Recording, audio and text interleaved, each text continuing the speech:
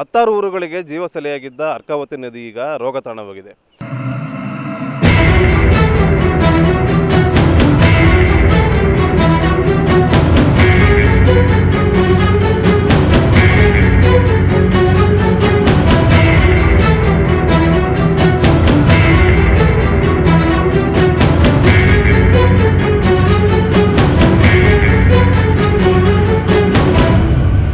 ಯಾಕಪ್ಪ ಅಂದರೆ ಕಳೆದ 20 ವರ್ಷಗಳ ಹಿಂದೆ ಇದೇ ನೀರನ್ನು ಜನರು ಹಾಗೂ ಪ್ರಾಣಿಗಳು ಸಹ ಬಳಸಲು ಯೋಗ್ಯವಾಗಿತ್ತು. ಆದರೆ ಈಗ ಈ ನೀರು ಬಳಸಿದರೆ ಸಾವಿಗೆ ಸಮೀಪವಾಗೋದು ಮಾತ್ರ ಗ್ಯಾರಂಟಿ. ಬನ್ನಿ, ಇವತ್ತು ನಾವು ಅರ್ಕಾವತಿ ನದಿಯಲ್ಲಿದ್ದೀವಿ. ಅರ್ಕಾವತಿ ನದಿ ಹೇಗಿದೆ ಪ್ರತ್ಯಕ್ಷವಾಗಿ ನೋಡ್ಕೊಂಬರೋಣ.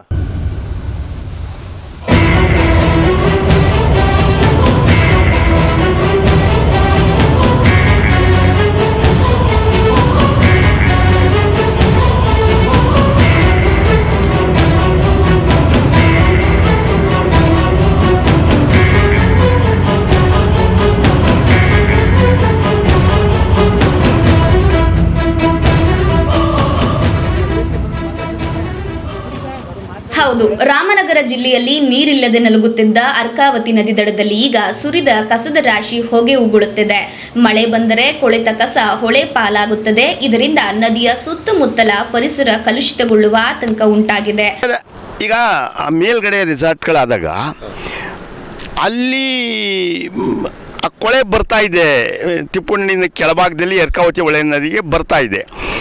ಅದು ವಾಸನೆ ಬರ್ತಾ ಇದೆ. ವಾಸನೆ ಬರ್ತಾ ಇದೆ ಅಂದರೆ ಅಲ್ಲೇನೋ ಕೊಳತು ಪದಾರ್ಥಗಳು ಬರ್ತಾ ಇದೆ ಅಲ್ಲಿ, ಅದಕ್ಕೋಸ್ಕರ ವಾಸನೆ ಬರ್ತದೆ. ನೀವು ಹೋಗಿ ಸಮೀಕ್ಷೆ ಮಾಡಿ. ಮಂಚಿನ ಬೆಲೆ ಡ್ಯಾಮ್ ಅಂತಾವು ಗೇಟ್ ತಾವು ನೀವು ನಿಂತ್ಕೊಂಡು ನೋಡಿರಿ. ನಾವು ಹೋಗಿಲ್ಲ, ನೋಡಿದ್ದೀವಿ ಗೇಟ್ ತಾವು. ಆ ಗೇಟ್ ನೀರು ಡ್ಯಾಮನ್ ಗೇಟ್ ಇದೆಯಲ್ಲ, ಅಲ್ಲಿ ನಿಂತ್ಕೊಳ್ಳಿ ಸುಮ್ಮನೆ ಒಂದು ಸ್ವಲ್ಪ ಹೊತ್ತು. ಹೋಗಿ ಅಲ್ಲೇ ಕೆಡ್ತಾ ಇದೆ. ಮಲಿನ ಆಗ್ತಾ ಇರೋದಕ್ಕೆ ಏನು ಕಾರಣ ಸರ್? ಮೇಲ್ಗಡೆ ರೆಸಾರ್ಟ್ಗಳಾದಮೇಲೆ ಎಷ್ಟೋ ರೆಸಾರ್ಟ್ಗಳಿವೆ ಅಂತೆ ಸರ್. ನಮಗೆ ಬಂದಿರೋ ಪ್ರಕಾರ, ನಾನಂತೂ ಅಲ್ಲಿ ಹೋಗಿ ಸಮೀಕ್ಷೆ ಮಾಡಿಲ್ಲ. ಆ ಒಳಗೆ ಬರ್ತಾ ಇದೆ ಆ ಮಲಿನ ರೆಸಾರ್ಟ್ಗಳ ಮುಖಾಂತರ. ಏನೇನು ಕೊಳೆಗಳು ನೀವು ನೋಡಿದ್ದೀರಿ. ಬೇಗ ಈಗ ನಮ್ಮ ಬೆಂಗಳೂರು ನೀರು ವೃಷಭಾವತಿ ಏನಾಯ್ತದು, ಈಗ ಎಂಥದ್ದು ಬೈರ್ಮಂಗಲ ಮಾಲಿನ್ಯ ಕಂಪ್ಲೀಟ್ ಜಲ ಮಾಲಿನ್ಯ ಆಗಿದೆ. ಅಲ್ಲಿ ವಾಯು ಮಾಲಿನ್ಯವೂ ಶುರುವಾಗಿದೆ. ಅಲ್ಲೆಲ್ಲ ಹೋದರೆ ವಾಸನೆಗಳು ನೋಡಿದ್ದೀರಿ. ಟಿ ವಿಯನ್ನು ಹೋಗಿದ್ರಾ ನೀವು ಹೋಗಿ ಹಾಂ ನೋಡಿದ್ರಾ? ಅಲ್ಲಿ ವಾಸನೆಯೇ ಶುರುವಾಗಿದೆ. ಅಲ್ಲಿ ಜಲಮಾಲಿನ್ಯ ವಾಯುಮಾಲಿನ್ಯ ಎರಡೂ ಆದಮೇಲೆ ಮನುಷ್ಯ ಆರೋಗ್ಯ ಕಾರಣ. ಆರೋಗ್ಯ ಇರೋಕ್ಕೆ ಆಗೋದೇ ಇಲ್ಲ ಬಿಡ್ರಿ. ಅದು ಆಮ್ಲಜನಕದ ಕೊರತೆ ಬಂದ್ಬಿಟ್ಟು ಭಾಳಷ್ಟು ತೊಂದರೆ ಆಯ್ತದೆ. ಏನು ಮಾಡೋಕ್ಕೆ ಸಾಧ್ಯ? ಈ ರೆಸಾರ್ಟ್ಗಳಾಗಿ ಮೇಲ್ಗಡೆ ಎಲ್ಲ ಈ ನದಿಗೆ ಕೊಳೆ ನಗರದ ಭೌತಿಕ ಪ್ರಕೃತಿ ಹಸಿರುಮಯ. ಬಹುತೇಕ ಗ್ರಾಮೀಣ ಭಾಗಗಳಿಗೆ ಸಂಪರ್ಕ ಕಲ್ಪಿಸುವ ಹೊಳೆಯ ಅಡ್ಡರಸ್ತೆ, ಕಾಲುವೆ ಸುತ್ತ ಘನತ್ಯಾಜ್ಯವನ್ನ ಸುರಿಯಲಾಗಿದೆ. ಕಸ ಮರು ಸಂಸ್ಕರಣೆಗೆ ಅವಕಾಶ ಇಲ್ಲದೆ ಇಂತಹ ಗುಡ್ಡೆ ಅಲ್ಲಲ್ಲಿ ಮೇಲೆದ್ದು ವನ್ಯಜೀವಿಗಳು ಕಸದ ನಡುವೆ ಆಹಾರ ಅರಸುವಂತೆ ಆಗಿದೆ. ಇನ್ನು ಅರ್ಕಾವತಿ ಬ್ರಿಡ್ಜ್ ಬಳಿ ಪ್ಲಾಸ್ಟಿಕ್ ಕಾರ್ಖಾನೆ ತಲೆ ಎತ್ತಿದೆ. ಅಲ್ಲಿ ಬಳಕೆಯಾಗದ ಪ್ಲಾಸ್ಟಿಕ್ ಹೊರಗೆ ಇಡಲಾಗಿದೆ. ಗಾಳಿ ಬಂದರೆ ಸಾಕು ಪ್ಲಾಸ್ಟಿಕ್ ಕವರ್ ಸೇರಿ ಎಲ್ಲವೂ ನದಿ ಪಾಲಾಗುತ್ತದೆ.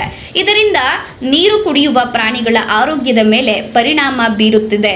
ಇದಕ್ಕೆ ಕಡಿವಾಣ ಹಾಕಬೇಕು ಎಂದು ಎಷ್ಟೇ ಶ್ರಮ ವಹಿಸಿದರೂ ಅಧಿಕಾರಿಗಳು ಮಾತ್ರ ಜಾಣಕುರುಡು ಪ್ರದರ್ಶನ ಮಾಡುತ್ತಿದ್ದಾರೆ ಎಂದು ಆರೋಪವೂ ಕೇಳಿಬಂದಿದೆ. ಇಲ್ಲಿ ಕ್ಲೀನಾಗಿ ಕಾಣ್ತದೆ ನೀರು. ಮುಂದೆ ಹೋಗ್ತಾ ಭಾಳ ಕಚಡ ಗಲೀಜು ನೀರು. ಹಾಂ, ರಾಮನಗರ ಟೌನ್ ಒಳಗಡೆ ಫುಲ್ ಗಲೀಜಿದೆ. ಹೌದೌದು. ಇದು ಮುಂದಕ್ಕೆ ಹೋಗ್ತಾ ರಾಮನಗರ ಕಡೆ ಅವ್ರು ಏನು ಹೇಳ್ತಾವ್ರ ಅಂತಂದರೆ ಫುಲ್ ಕಚಡ ನೀರು, ಗಲೀಜು. ಮತ್ತು ಏನೋ ಒಂದು ದನ ಕರನೂ ಕುಡಿಯೋಕ್ಕಾಗೋದಿಲ್ಲ, ಮತ್ತು ನಾವು ಕೈಕಾಲು ತೊಳೆಯೋಕೆ ಆಗಲ್ಲ. ಇಲ್ಲಿಂದ ಈಚೆ ರಾಮನಗರವರೆಗೂ ಕಚಡನೇ ನೀರು. ಮತ್ತು ಇಲ್ಲಿ ನಮಗೆ ಕ್ಲೀನಾಗಿ ಬರ್ತಾ ಇದೆ. ಅಲ್ಲಿ ಕಚಡ, ಒಳಗಡೆಗೆಲ್ಲ ಕಚಡ ಜಾಸ್ತಿ. ಕಚಡ ಅಂದರೆ ಸೈಡ್ನಲ್ಲಿ ಎಲ್ಲ ಯಾವುದೋ ಒಂದು ಚರಂಡಿ, ಯಾವುದೋ ಒಂದು ಡ್ರೈನ್ ಇಲ್ಲ. ಅದಕ್ಕಾಗಿ ಸತ್ಯ ತುಂಬ್ಕೊಂಡ್ಬಿಟ್ಟಿದೆ. ಇನ್ನು ನೋಡೋಕ್ಕೆ ಬರೀ ನೆಲ ಕಾಣ್ತದೆ ಹೊರತು ನೀರು ಕಾಣೋಕ್ಕಿಲ್ಲ. ಅದ್ರ ದೇಶದಿಂದ ಇದು ಕಚಡ ಒಪ್ಪ ಆಗಬೇಕಂದ್ರೆ ಮುಮ್ಮಕ್ಕ ಕ್ಲೀನ್ ಮಾಡಬೇಕು. ಇಲ್ಲಿಕ್ಕಿಂತ ಸ್ವಲ್ಪ ಒಂದು ಫರ್ಲಂಗ್ ದೂರದಲ್ಲೇ ಮತ್ತು ಅಲ್ಲೇ ಕಚಡ ಫುಲ್ ಇದೆ. ಒಟ್ಟಾರೆಯಾಗಿ ಪ್ರತಿಷ್ಠಿತ ನದಿಗೆ ಕಸದ ರಾಶಿಯಂತೂ ದಿನದಿಂದ ದಿನಕ್ಕೆ ಏರುತ್ತಲೇ ಇದೆ. ಇದಕ್ಕೆ ಕಡಿವಾಣ ಹಾಕಬೇಕಾದ ಅಧಿಕಾರಿಗಳು ಮಾತ್ರ ಮೌನ ವಹಿಸಿದ್ದಾರೆ. ಇನ್ನಾದರೂ ಸಂಬಂಧಪಟ್ಟ ಅಧಿಕಾರಿಗಳು ಕ್ರಮ ವಹಿಸುತ್ತಾರಾ ಕಾದು ನೋಡಬೇಕಿದೆ. ಇಂದು ನಾವು ಏನು ಅರ್ಕಾವತಿ ನದಿ ಒಳಗಡೆ ನಿಂತಿದ್ದೀವಿ. ಸೊ ಇವತ್ತು ಎಷ್ಟು ದುರ್ನಾಥದಿಂದ ಕೂಡಿದೆ ಈ ನದಿ ಅಂತಂದರೆ, ಎಷ್ಟು ಕೊಳಕಾಗಿದೆ ಅಂತಂದರೆ ಅದ್ರ ಬಗ್ಗೆ ವಿಶ್ಲೇಷಣೆ ಮಾಡಬೇಕು ಅಂತಂದರೆ, ಮಂಚಿನ ಬೆಲೆಯಿಂದ ಈ ನದಿ ಬರ್ತಿರ್ಬೇಕಾದ್ರೆ ರಾಮನಗರದವರೆಗೂ ತುಂಬಾ ಚೆನ್ನಾಗಿರುತ್ತೆ.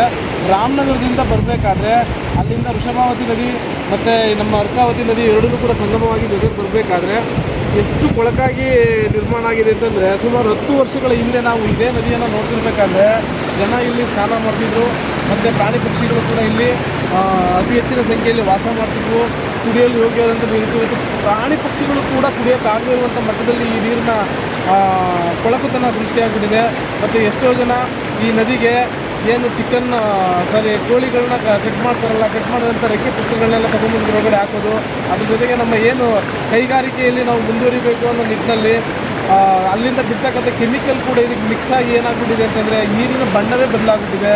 ಮತ್ತು ಇಲ್ಲಿ ಯಾರೂ ಕೂಡ ಬಂದು ನೀರು ಕುಡಿಯೋಕ್ಕಾಗಲಿ ಅಥವಾ ದನ ಕರುಗಳನ್ನ ನೀರು ಕುಡಿಸೋದಕ್ಕಾಗಲಿ ಬಟ್ಟೆ ತೊಳೆಯೋದಕ್ಕಾಗಲಿ ಯಾವುದೇ ರೀತಿಯಲ್ಲೂ ಕೂಡ ಅನುಕೂಲ ಇಲ್ಲದಿರುವಂಥ ಪರಿಸ್ಥಿತಿ ನಿರ್ಮಾಣ ಆಗಿದೆ. ಮೊದಲು ನನಗಿದು ಎಷ್ಟು ಸುಂದರವಾಗಿತ್ತು ಅಂತಂದರೆ ಅದರಿಯೋದನ್ನು ನೋಡೋಕ್ಕೆ ಚೆಂದ, ಅಷ್ಟು ಸುಂದರವಾಗಿತ್ತು. ಮತ್ತು ಇದೇ ದಾರಿಯಲ್ಲಿ ಮುಂದೆ ಹೋಗ್ತಾ ಎಷ್ಟೋ ಜನ ಮರಳುಗಾರಿಕೆಯನ್ನು ಮಾಡೋದ್ರ ಜೊತೆಗೆ ಮರಳುಗಳನ್ನೆಲ್ಲ ಅಗೆದು ಇದನ್ನು ತುಂಬ ಆಳವಾಗಿ ಜನ ಬರಬೇರೋ ಪರಿಸ್ಥಿತಿಯನ್ನು ನಿರ್ಮಾಣ ಮಾಡಿದ್ದಾರೆ. ಅದ್ರ ಜೊತೆಗೆ ಇನ್ನೊಂದೇನಂತಂದರೆ, ನಮಗೆ ಪ್ರತಿಯೊಬ್ಬ ಮನುಷ್ಯನಿಗೂ ಕೂಡ ನೀರು ಬಹಳ ಮುಖ್ಯ. ಹೇಗೆ ಮನುಷ್ಯನ ನರನಾಡಿಗಳು ಇರ್ತವೋ ಅದೇ ಥರ ಈ ಭೂಮಿಯ ಸುತ್ತ ನದಿಗಳು ನರನಾಡಿಗಳ ರೀತಿ ತಮ್ಮ ಕೆಲಸವನ್ನು ನಿರ್ವಹಿಸ್ತವೆ, ತಮ್ಮ ಕಾರ್ಯವನ್ನು ನಿರ್ವಹಿಸುತ್ತವೆ. ಮನುಷ್ಯನಿಗೆ ನೀರು ಎಷ್ಟು, ಪ್ರಾಣಿ ಪಕ್ಷಿಗಳಿಗೆ, ಪ್ರತಿಯೊಂದು ಜೀವಿಗಳಿಗೂ ಕೂಡ ನೀರು ಬಹಳ ಮುಖ್ಯ. ಆದರೆ ನಾವು ಈ ನೀರನ್ನು ಇಂದು ನಾಶಪಡಿಸ್ಬಿಟ್ರೆ, ನಮ್ಮ ಕುಡಿಯೋಕ್ಕೆ ಯೋಗ್ಯವಲ್ಲದ ರೀತಿ ಮಾಡ್ಕೊಂಡ್ಬಿಟ್ರೆ ಮುಂದಿನ ದಿನಗಳಲ್ಲಿ ಏನಾಗುತ್ತೆ ಅಂದರೆ ಮುಂದಿನ ಪೀಳಿಗೆಗೆ ಕುಡಿಯಲು ನೀರಿಲ್ಲದಂತಹ ಪರಿಸ್ಥಿತಿಯನ್ನು ನಿರ್ಮಾಣ ಮಾಡ್ಕೊಳ್ತೀವಿ. ಹಾಗೆ ಪ್ರಾಣಿ ಪಕ್ಷಿಗಳಿಗೆ ನೀರಿಲ್ಲ ಅಂತಂದರೆ ಮತ್ತು ಜಲಚರ ಜೀವಿಗಳು ಏನು ಮೀನು, ಕಪ್ಪೆ, ಹಾವುಗಳೆಲ್ಲ ಇದಾವಲ್ಲ ಅವೆಲ್ಲ ಬದುಕೋದಕ್ಕೆ ಯೋಗ್ಯವಲ್ಲದಂಥ ನೀರಾಗುತ್ತೆ. ಯಾವಾಗ ಪ್ರಾಣಿ ಪಕ್ಷಿಗಳು ಸರಿ ಹೋಗಲ್ವೋ ಅದು ಪ್ರಕೃತಿಯ ಮೇಲೆ ಅಸಮತೋಲನವನ್ನು ಉಂಟು ಮಾಡ್ತವೆ. ಇಲ್ಲಿ ಪ್ರತಿಯೊಂದು ಜೀವಿಗಳು ಕೂಡ ಪ್ರಕೃತಿಯ ಸಮತೋಲನವನ್ನು ಕಾಪಾಡ್ತವೆ. ಸೊ ನಾವು ಯಾವಾಗ ಈ ನೀರನ್ನು ನಾಶ ಮಾಡಿದಾಗ ಅಸಮತೋಲನ ಕ್ರಿಯೇಟ್ ಆಗುತ್ತೋ ಮನುಷ್ಯ ಬದುಕಲು ಕೂಡ ತುಂಬ ಕಷ್ಟಕರವಾದಂತಹ ದಿನಗಳನ್ನು ಮುಂದಿನ ದಿನಗಳಲ್ಲಿ ಕಾಣಬೇಕಾಗುತ್ತೆ. ಹಾಗಾಗಿ ನಾವೆಲ್ಲರೂ ಕೂಡ ಮಾನವರ ರೀತಿ ವರ್ತಿಸಿ ಮಾನವೀಯತೆಯನ್ನು ಮೆರೆದು ನಮಗೆ ಇರ್ತಕ್ಕಂಥ ಈ ಪ್ರಕೃತಿ ಕೊಟ್ಟಿರ್ತಕ್ಕಂಥ ಈ ನದಿಯನ್ನು ಕಾಪಾಡಿಕೊಳ್ಳೋದು ನಮ್ಮೆಲ್ಲರ ಉದ್ದೇಶ ಆಗಿರೋದ್ರಿಂದ ಈ ಪ್ರಕೃತಿಯ ಮಡಿಲಿರುವಂಥ ನದಿಯನ್ನು ನಾವು ಸ್ವಚ್ಛವಾಗಿಟ್ಕೊಳ್ಳೋದಕ್ಕೆ ಮುಂದಿನ ದಿನಗಳಲ್ಲಿ ಕಾರ್ಯಯೋಜನೆಯನ್ನು ರೂಪಿಸಬೇಕಾಗಿದೆ. ಈ ಕೆಲಸವನ್ನು ನಮ್ಮ ಮಿಂಚು ಕನ್ನಡ ನ್ಯೂಸ್ ಚಾನಲ್ನಿಂದ ಮಾಡಲು ನಾವೆಲ್ಲ ಪಣ ತೊಟ್ಟಿದ್ದೇವೆ. ನೀವೆಲ್ಲರೂ ಸಹಕರಿಸಿ ಅಂತ ಈ ಮೂಲಕ ತಮಗೆ ತಿಳಿಸ್ತಾ ಇದ್ದೀನಿ. ಸೊ ಏನು ಈಗ ಈ ನೀರು ಅರ್ಕಾವತಿ ಸೇತುವೆ ಇರ್ಬೋದು, ವೃಷಭಾವತಿ ಇರ್ಬೋದು, ಹಾಗೆ ಕಾವೇರಿ ನದಿ ಎಲ್ಲವೂ ಕೂಡ ಹೀಗೆ ಮುಂದುವರೆದ ಎಲ್ಲ ಕವಲುಗಳನ್ನು ಹೊಡ್ಕೊಂಡು ಮುಂದೆ ಸಂಗಮದಲ್ಲಿ ಮೇಕೆದಾಟಿನಲ್ಲಿ ಕೂಡ ಇವೆಲ್ಲ ಸಂಗಮ ಆಗ್ತವೆ.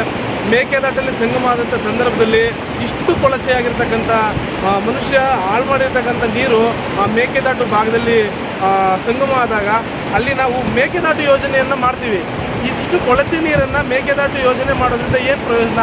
ಸೊ ಇದನ್ನು ಮಾಡೋ ಬದಲು ಅಲ್ಲಲ್ಲಿ ಎಲ್ಲಿ ಒಂದಷ್ಟು 10-20 ಕಿಲೋಮೀಟರ್ ದೂರಕ್ಕೆ ಒಂದೊಂದು ಡ್ಯಾಮ್ಗಳನ್ನು ನಿರ್ಮಿಸಿ ಆ ಡ್ಯಾಮ್ಗಳಲ್ಲಿ ಈ ವಾಟರನ್ನು ಪ್ಯೂರಿಫಿಕೇಷನ್ ಮಾಡುವಂತಹ ಟೆಕ್ನಾಲಜಿಯನ್ನು ಅಳವಡಿಸ್ಕೊಂಡು ಪ್ರತಿಯೊಬ್ಬರಿಗೂ ಕೂಡ ಬಳಕೆಯಾಗುವಂತಹ ನೀರನ್ನಾಗಿ ನಾವು ಪರಿವರ್ತಿಸೋದ್ರ ಕಡೆ ಏನು ನೀರಾವರಿ ಸಚಿವರಾಗಿರ್ಬೋದು, ನಮ್ಮ ಶಾಸಕರಾಗಿರ್ಬೋದು, ಮಂತ್ರಿಗಳಾಗಿರ್ಬೋದು ಇವರೆಲ್ಲರೂ ಗಮನ ಹರಿಸಿದ್ರೆ ಖಂಡಿತವಾಗಿಯೂ ನಾವು ಏನು ನಮ್ಮ ನರನಾಡಿಗಳಂತಹ ಹರಿಯುತ್ತಿರುವಂಥ ಈ ನದಿಗಳನ್ನು ಕಾಪಾಡ್ಕೊಳ್ಳೋದು ಬಹಳ ಮುಖ್ಯವಾಗುತ್ತೆ. ಮತ್ತು ಕಾಪಾಡ್ಕೊಳ್ಳೋದ್ರಿಂದ ನಾವೆಲ್ಲರೂ ಕೂಡ ಮುಂದಿನ ದಿನಗಳಲ್ಲಿ ಚೆನ್ನಾಗಿ ಬದುಕ್ಬೋದು, ಮುಂದಿನ ಪೀಳಿಗೆಯನ್ನು ಕೂಡ ನಾವು ಚೆನ್ನಾಗಿ ಬದುಕೋದಕ್ಕೆ ಅವಕಾಶ ಮಾಡಿಕೊಡ್ಬೋದು ಅಂತ ಈ ಮೂಲಕ ತಿಳಿಸ್ತಾ ಇದ್ದೀನಿ.